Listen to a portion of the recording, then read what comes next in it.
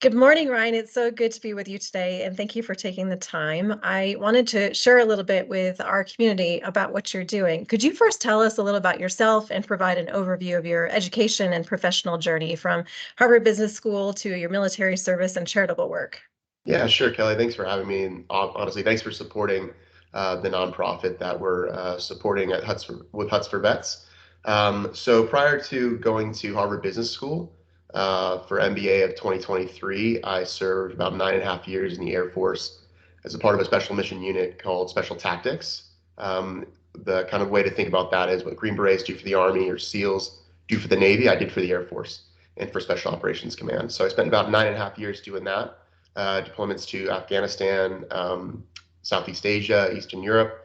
And prior to that, I went to the Air Force Academy, where I was an environmental engineer major and a Division I track athlete. So all that kind of led me and culminated to graduating and wanting to give back and wanting to support my veteran community. And that's led me to HBS and led me to Huts for Vets.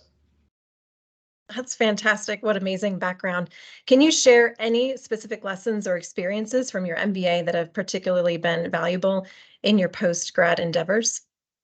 Yeah, for sure. So I think when you're at the MBA program, even though it's an applied concept, it still feels like it's all theoretical. And I think what's pretty amazing is once you leave the MBA program, you're thrust into a business environment where all of a sudden all the themes and motifs and lessons learned start just percolating back in. And I think a great example for me was so Huts for Vets is kind of going through its natural journey. It's been around for 12 years and we're looking to lead it into the future, Huts for Vets 2.0. And I took this class called Entrepreneurial Management in a Turnaround Environment. And a lot of the stuff that we went through felt a little hokey and felt a little like, oh, this probably won't apply. And I watched myself starting to say the same phrases that I heard in those classes and using like the foundational I guess, footprints that was setting to start leading the nonprofit in its transformation. Strengthen the core and grow for more, which was a joke that we heard our professor say like 15 times a class, became the rallying cry for our board and for our executive team. So I think it's interesting for me because it comes up in weird ways that you don't think it would. But all of those lessons were, they're dormant and they're waiting for the opportunity, I guess, in the business setting to come to life. That's fantastic. Strengthen the core and grow for more. I love it. As a special tactics officer in the Air Force Special Operations Command, what were some of the most challenging and rewarding aspects of your role? Yeah, so I think the natural tendency to look towards some of like the I guess higher end employment techniques. So like military free fall, jumping out of planes at 20,000 feet and flying to an objective, or some of the sleep deprivation stuff, and just being preparing and deploying for combat. I would say though the most challenging yet the most rewarding thing was I got the opportunity to be around some of the most incredible men and women that I've ever had the chance to interact with in my life. And the ability and the privilege and the burden, but a great burden, to lead them and make sure that I was worthy to lead them was rewarding. It was challenging because at the end of the day, that they not only in their professional lives but their personal lives demand the best of you. I didn't meet the mark every time, but I realized that was the challenge, and the reward was getting to see when the best of my leadership capability allowed for them to flourish and allowed for those individuals to become the best versions of themselves, both as operators and special forces members, but as husbands, as friends, and as people. That's fantastic. How did your military service influence your leadership style and your approach to problem solving? Yeah, I think so. It's kind of funny because I found that a lot of people perceive military leadership as being this very top-down approach where military leaders are, barking commands and people are moving and doing things. And I think what was really interesting about my military service, especially within special operations community, was that you had to build a cohesive coalition of people and communicate the why and then enable with resources and allow people to roam.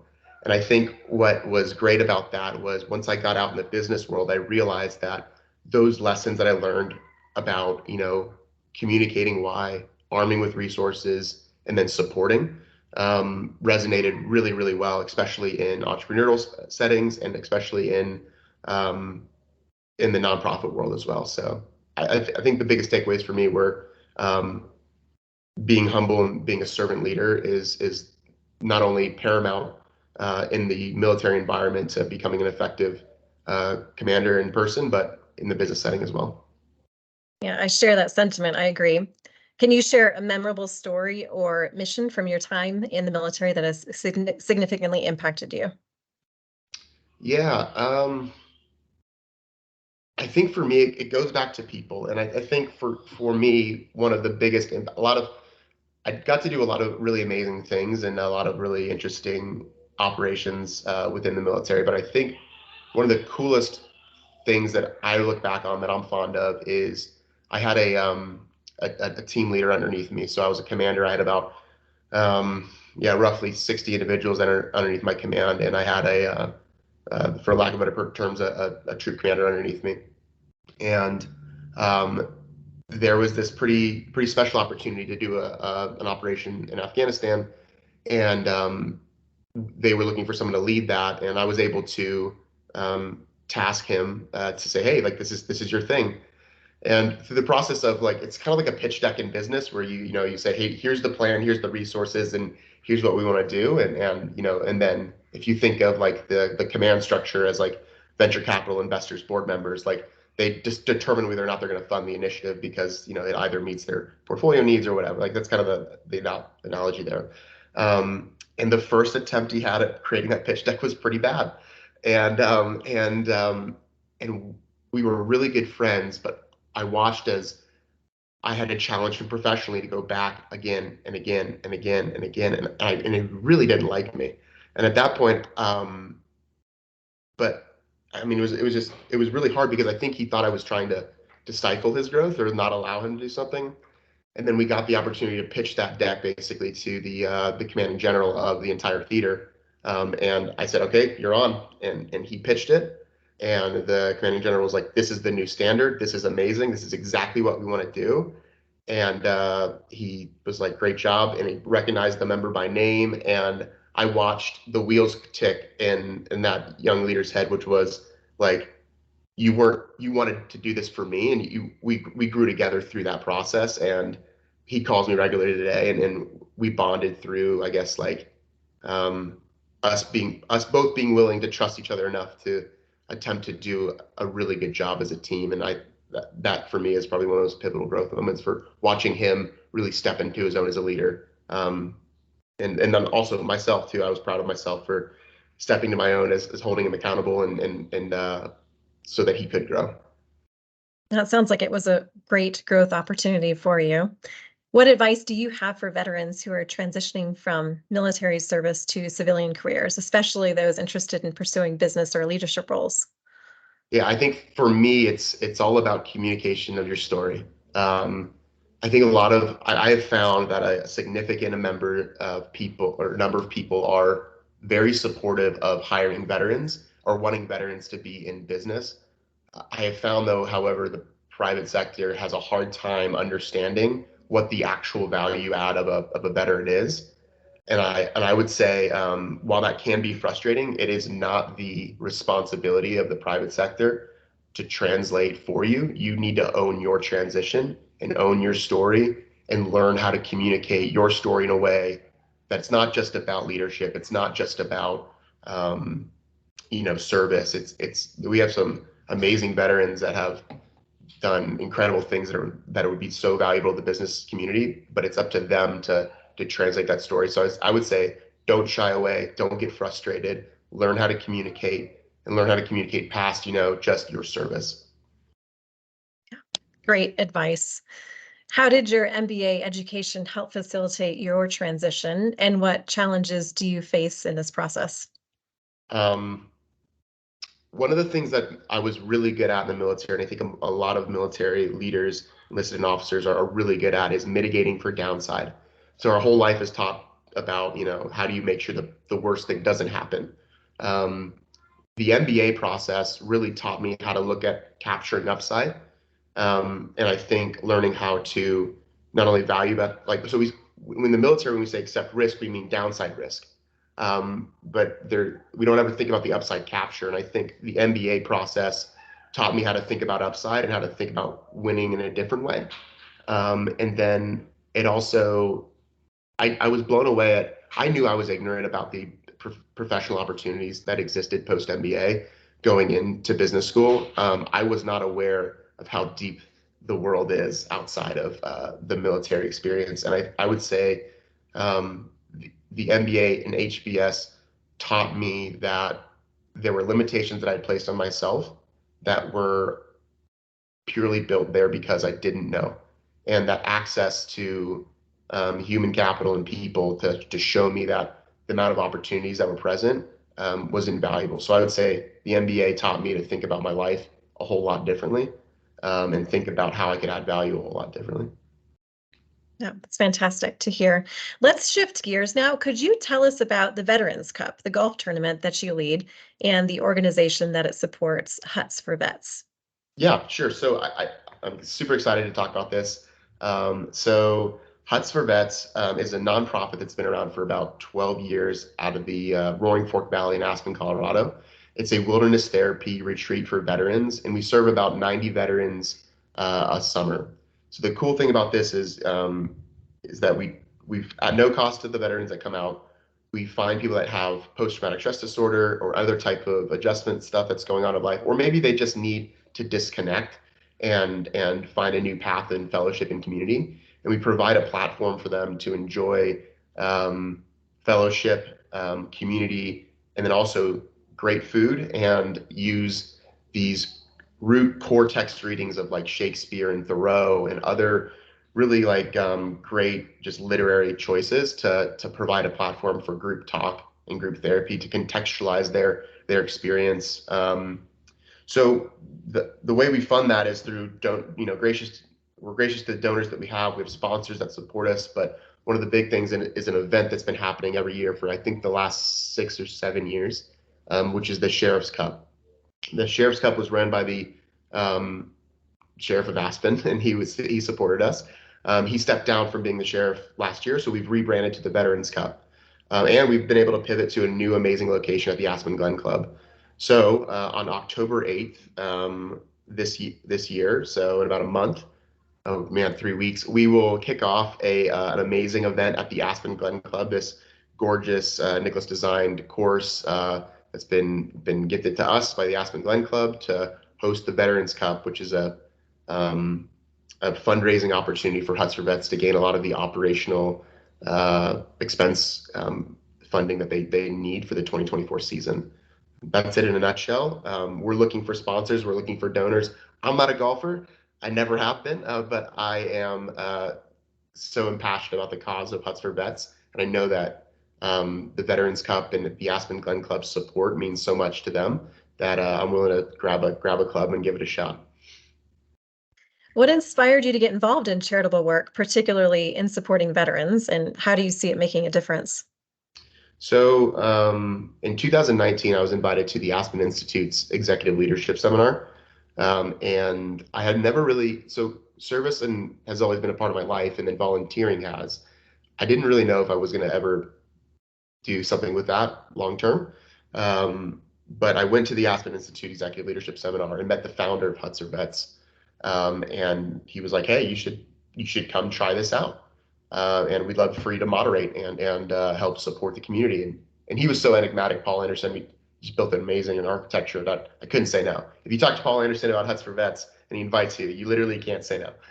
So I drove out and I moderated a session, and I met the community of people, and I watched this amazing organization just change people's lives in a way that I didn't know they needed, and I didn't know that I could add value to. So I said, okay, like serendipitously, this thing has found me.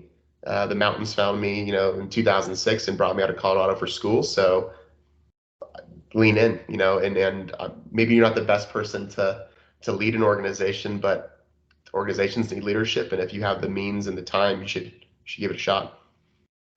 Well, I applaud you for doing remarkable work. I was wondering if you have any particular experiences or stories from Huts for Vets that you'd like to share with the group. Yeah, there's a pretty cool one that I like. Because I think there's some people that come to Huts for Vets and they know what they want. They come there and they're like, I want wilderness therapy, I want fellowship, I want community, and they achieve that like pretty amazingly. Um, I think my favorite story from Huts for Vets is we had a participant who um, he knew he didn't want therapy, which is great because we provide a platform for communal experiences, and therapy happens to come out of that. If it's therapeutic, but it's not therapy, right? And he didn't really engage with the group for 3 days of the 5, and it's the last day before we hike back out. So I should mention we take the veterans up into the 10th Mountain Division Hut series, which is kind of based out of Leadville, but then it's spread across into the Roaring Fork Valley. And we use that and we hike in, spend a lot of time up there, hike out. So we're about to hike out and it's breakfast and he hasn't talked. I mean, like literally like very little the entire time.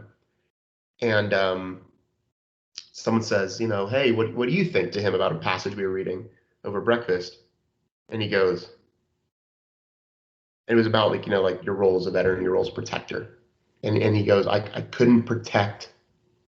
I won't describe the event because it's his to share, but there was a traumatic experience that happened to his family, and he couldn't protect his family in that moment, and he broke down, and to watch him take that weight off that he'd been carrying for the last several years, he's like, I've deployed everywhere in the world, I fought, in wars, and I came home and I couldn't even protect my care of my family. And I don't know how to deal with that. He shed it off of him, and he walked out of those woods so much lighter. It was incredible to watch him navigate that space, and then to hear about how he was able to engage with his family and his children in a much more meaningful way and present way going forward, because he no longer felt that he had to carry that burden alone. So that for me it's intangible what we do, but you can see it, and it's pretty cool. Wow, what a story. Thank you for sharing. I wanted to ask you that leading a charity event, starting a new civilian career, being a husband and a father, I imagine can be difficult to balance all of that. How do you manage your time and your energy to excel in all of these areas? Yeah, I have an amazing wife, and I think that's number one. Is I have an amazing wife, Rachel. She is also a veteran. She served in the Air Force longer than I did, and she's just she. I think it's for what's come down to us. Where we find trouble is in communication, right? When we're not communicating what we need and how we can grow, that's an issue.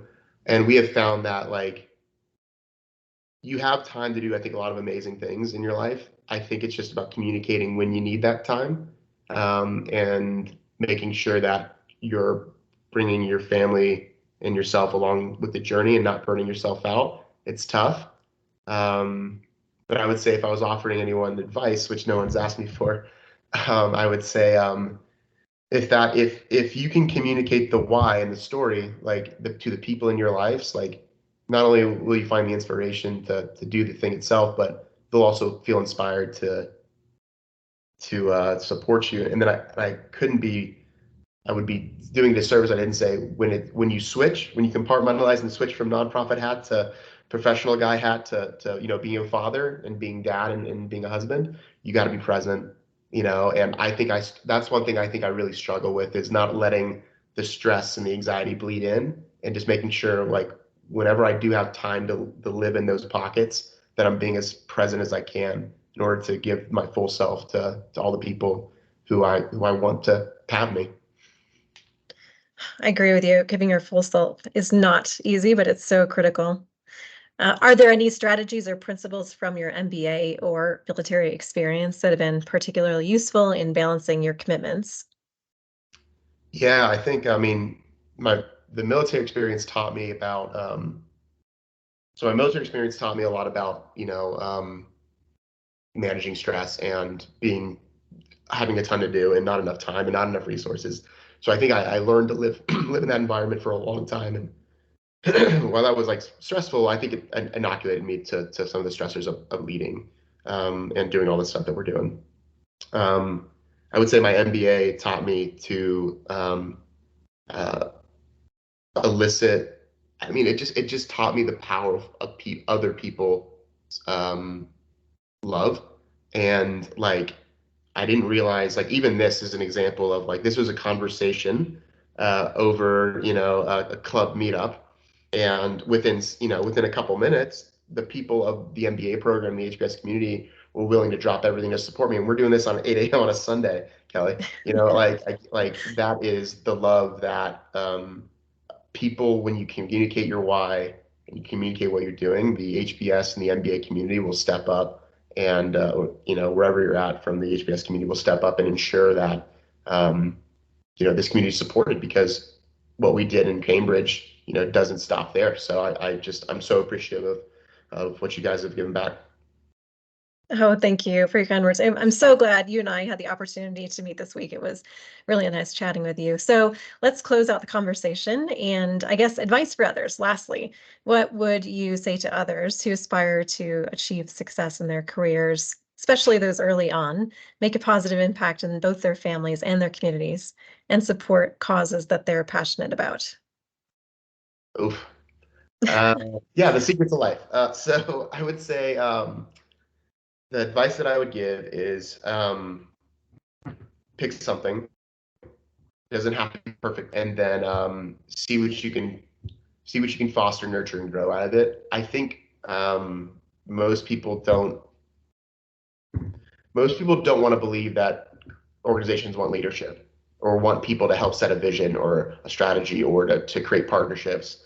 Or most people don't think that people want to help them. And I have found through the nonprofit space and through community that like I couldn't be more wrong. So I think there's so much power in asking for help. And if you want to, I mean, there's some adage about like, if you want to go far, go together or something like that. But I mean, at the end of the day, it's like create a community of people, look for partnerships, and ask for help, and you'd be amazed what people will do for you. Because I'm not successful because of anything I've done. I don't even think I'm successful. I just keep stumbling into things that people keep supporting me on, and I think for that, like, it just goes to show you that, like, you know, success is not like a destination, it's a journey kind of thing. And I've been able to add value in other people's lives. They've been able to add value in mine. I'm stumbling on my words because I just don't know how to communicate. Like, just try and ask for help, and that's it. Well, thank you, Ryan, so much for chatting with me this morning over coffee. It's been great. And thank you for everything you shared. It's really impacted me, and I appreciate all that you're doing for Colorado and veterans in our community. And I hope you have a great day. Thank you. Thanks, Kelly.